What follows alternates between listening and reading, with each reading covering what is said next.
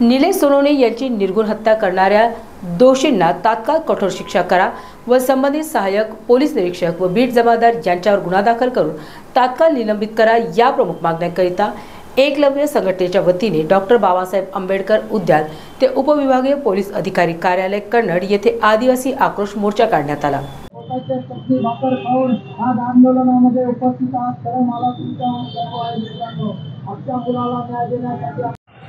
रघु आवाज आहे का ताई लोग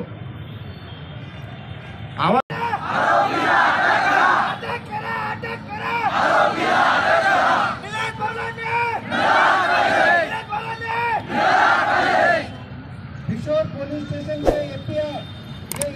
एकलव्य संघटनेच्या वतीने मी पवनराजे सोनवणे एकलव्य संघटनेचा प्रदेशाध्यक्ष आमच्या कन्नड तालुक्यामध्ये करंजखेड या गावामध्ये सरपंचाचा मुलगा तरुण मुलगा निलेश कैलास सोनवणे याची हत्या काही गावगुंडांनी राजकीय लोकांनी केलेली आहे।